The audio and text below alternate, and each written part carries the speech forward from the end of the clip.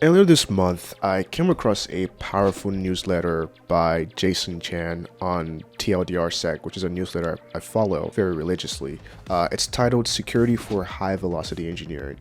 Now, if you've ever built security tooling or been on the receiving end of fire drills while trying to secure an environment at scale, this piece might feel less like a framework and more like a mirror for you. Jason's perspective in this issue comes from his time leading security at Netflix. For context, he was a VP of security at Netflix for a while before he retired, and he unpacks a reality that most cybersecurity engineers eventually face.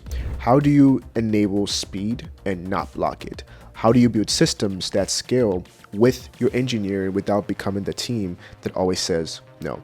And the article hit me differently from several articles I normally read, not because the ideas were foreign, but because honestly, I've actually lived through some of them and I continue to live through some of the things that were talked about in the ideas. You see, sometimes I've made those trade-offs that I read about in the article intentionally, and other times I only realized what I'd done after the pressure of the moment had faded. So in today's video, I want to do two things. I want to walk you through a few pivotal moments in my career as a cybersecurity engineer with real stories from incident response, detection engineering, and threat intelligence.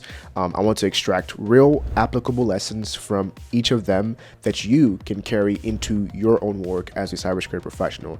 And this video wouldn't be just about what I did. It's about why it mattered and what it could mean for you in your cybersecurity career. Before we get into it, if you're new here, my name is Day. I'm currently a security engineer at Amazon, and I've been in cybersecurity for about 5 years now.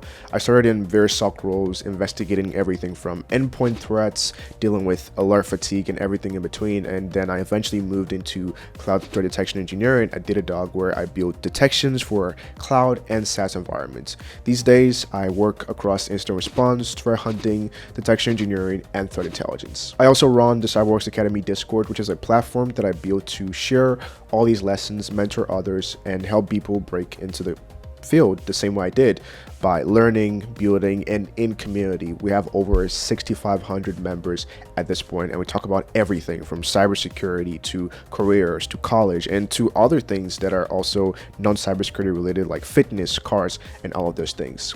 That being said, all of those details will be linked in the description. Also subscribe to the newsletter, check out our merch, and let's get right into the video. Now, Jason's first point in the newsletter is that security teams should make room for velocity and not kill it. And I had to learn this in real time during an active crypto mining campaign that was targeting cloud environments. Now, at the time, I was working as a cloud threat detection engineer, and this attacker group that we were monitoring was compromising several environments at scale, and it was using consistent IAM roles and naming conventions across multiple targets. We had very clear indicators, but we didn't have the time to build a layered, comprehensive, behavior-driven detection approach. So I made the call to ship an IOC heavy detection. IOC stands for indicator of compromise. Now, if you know anything about detection engineering, that could be really atomic. It could have very narrow detection logic, and it's really not ideal. But for this situation, it got the job done, right? It gave us the visibility, which gave us breathing room to then refine it later. Now, here's what that experience taught me and what you can apply with that.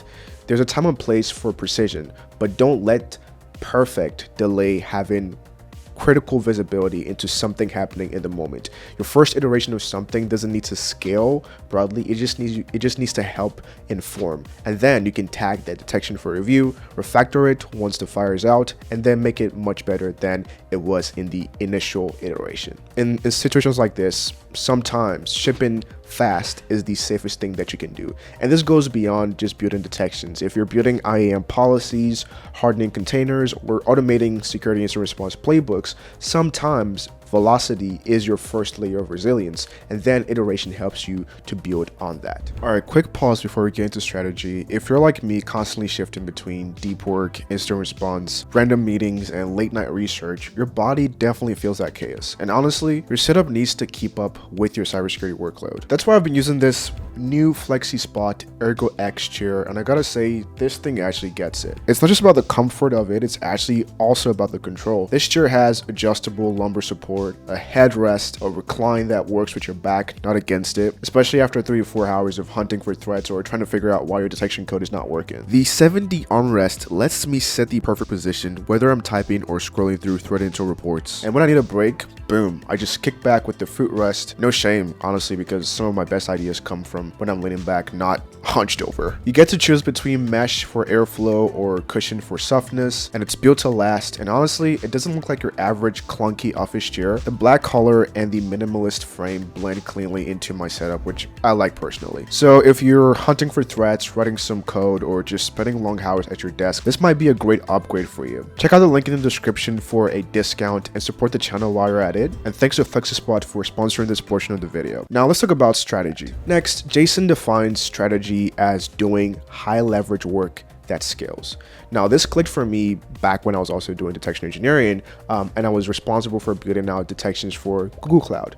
And this was something that I had very little hands-on experience with at the time. Now I could have jumped straight into building detections service by service, but I knew that that wouldn't really scale. So I stepped back from it and I decided to take approach of creating a sort of cloud threat modeling framework instead. So I broke down Google Cloud into various high-level domains, compute, IAM, storage, databases, and then started to model the different common attack surfaces. From there, I then started to distill that higher level of abstraction into more focused questions like, what does identity misuse look like across IAM and storage? How does lateral movement work in Google Cloud Managed Services? What's different about how Google Cloud services are abused in comparison to other cloud services? And then distill those higher layer of abstractions into lower level actual detections. So before you start building tooling or detections, you want to first model the domain.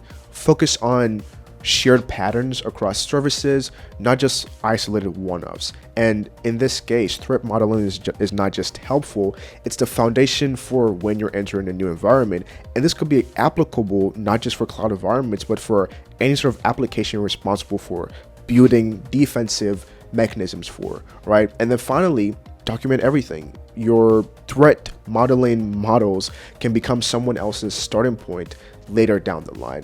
And if you're early in your career, this might be the best way to grow, not just solving problems, but solving a whole class of problems. Don't just take it as, oh, I need to build detections for this.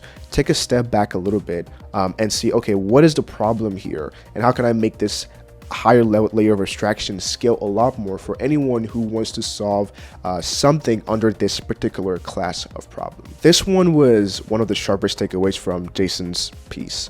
He quotes Reed Hastings, who is the CEO of, I believe, CEO or co-founder of Netflix. It says, strategy is about what you don't do. And this particularly applies for me in a way that's painfully real in the world of threat intelligence. Now, in my current role, I constantly have to sift through various threat reports, various emails, indicators, and various threat alerts related to threat intelligence. But I've learned that most of it doesn't apply to the specific business cases and business units that I support. It might be urgent for someone in the industry, but not for my team or not for the team I'm responsible for or the business unit or business case I'm responsible for. So I started to sort of build internal filters and frameworks to help decide what to ignore, because if we're able to decide what to ignore and ruthlessly strategize, you're able to sort of follow that same code that says strategy is about what you don't do, right? And what you don't do means when you don't do certain things, it means you leave more time and more room for things that you need to do. And in this case of threat intelligence without context is just noise. So in this case, if you're doing threat intelligence, you have to learn to triage based on impact to your organization, not just based off of some headline severity.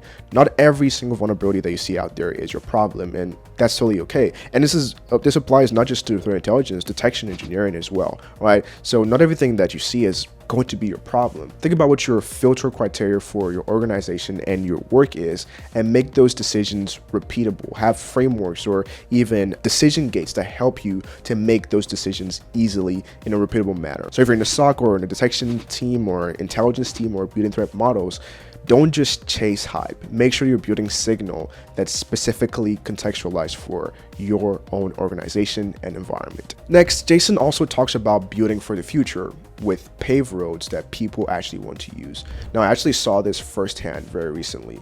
There were two critical systems that my team owned that were deeply tied to detection, hunting, response, and several other defensive functions, but barely anyone understood them. There was no much actual up-to-date documentation, no repeatable workflows, and just general tribal knowledge across various people. So I decided to fix that for my team and for my org at large. I decided to research those systems, understand their different quirks and map them out, document our gaps, and then organize a team-wide launch and learn, and then help build a centralized knowledge base that would live beyond me and be accessible for everyone across the team. Now, in this case, the key thing is learning and documentation is a force multiplier.